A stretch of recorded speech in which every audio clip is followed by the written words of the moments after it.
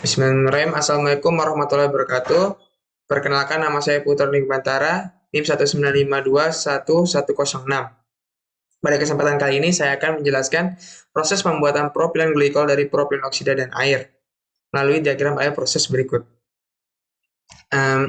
Reaksi kimia yang dipilih dalam pembentukan propilen glikol di sini adalah hidrasi propilen oksida dengan katalis metil format. Nah, pada step awalnya di sini propilen oksida dengan suhu 30 derajat Celcius, tekanan 1,85 atm, air dengan suhu 30 derajat Celcius, tekanan 1 atm, metil format dengan suhu 30 derajat Celcius dan tekanan 1 atm. Kemudian dipanaskan terlebih dahulu sampai suhunya menjadi 150 derajat Celcius melalui heat exchanger.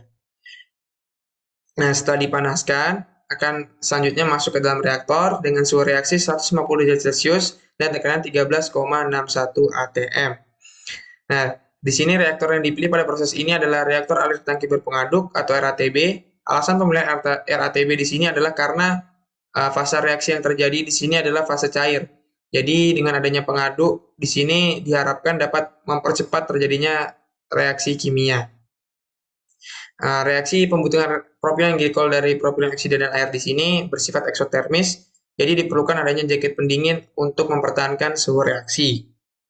Nah, setelah bereaksi dari reaktor, yang hasil dari reaktor itu meliputi produk utamanya yaitu propilen glikol dan ada produk samping berupa trimetylol propana, kemudian ada sisa-sisa bahan reaksinya yaitu ada propilen oksida, air, kemudian ada masih sisa katalis metil format, kemudian ada etilen oksida dan propionaldehid. Nah, selanjutnya seluruh senyawa tersebut akan dipisahkan produk utama dari impuritiesnya melalui flash drum. Nah, pemilihan flash drum di sini adalah karena flash drum di sini dapat memisahkan cairan dengan dari tekanan tinggi ke tekanan rendah. Nah, makanya dipilih flash drum. Nah, jadi dari keluar dari reaktor itu dengan tekanan 13,61 atm, kemudian memasuki flash drum itu diubah tekanannya secara drastis dari 13,61 menjadi 1 atm. Nah, karena itu jadi sebagian besar impuritiesnya itu menguap. Nah, jadi hasil atas dari flash drum ini berupa propilen oksida, air, etilen oksida dan propionaldehid. Nah, selanjutnya itu akan dimasukkan kembali ke reaktor. Nah, sebelum masuk ke reaktor kembali, hasil atas flash drum itu, udah flash drum ini, diadakan purging untuk menghilangkan etilen oksida dan propionaldehid yang tidak dibutuhkan dalam reaksi. Nah, setelah di purging, baru masuk ke reaktor kembali. Nah, selanjutnya hasil bawah dari flash drum 1 dan 2 ini akan masuk ke menara distilasi 1 untuk selanjutnya dipisahkan antara produk utama dan produk sampingnya dengan air yang masih terbawa dari flash drum, hasil bawah flash drum, air dan propilen oksida. Nah, kenapa pemilihan menara distilasi di sini? Karena menara distilasi itu dapat memisahkan cairan dari cairan lainnya dengan berdasarkan perbedaan titik didih. Jadi propilen oksida dan air itu akan mendidih terlebih dahulu sebelum propilen glikol dan trimetylol propananya. Jadinya pada suhu 100 derajat itu akan menghasilkan hasil atas mineralisasi 1 yang selanjutnya nanti akan dimasukkan kembali ke dalam reaktor. Nah, dari hasil atas ini nanti kondensasi dulu melalui kondensor. Nah, selanjutnya baru masuk ke reaktor karena dalam fase cair.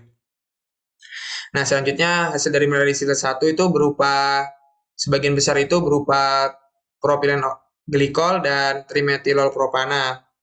Nah, kemudian dari situ itu masuk lagi ke menara distilasi 2 untuk kemudian dipisahkan antara propilen glikol dan trimetylol propananya. Nah, jadi propilen glikol itu akan menguap terlebih dahulu sebelum trimetylol propananya menguap.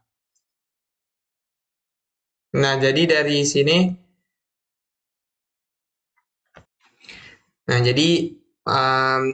menara distilasi di sini yang dipilih itu adalah tipikal shift tray. Jadi kenapa sih shift tray dipilih dari menara distilasi pada proses ini itu karena shift tray itu yang pertama pembangunannya lebih murah, terus perawatannya juga lebih murah sama efek korosinya lebih sedikit dibandingkan jenis yang lain.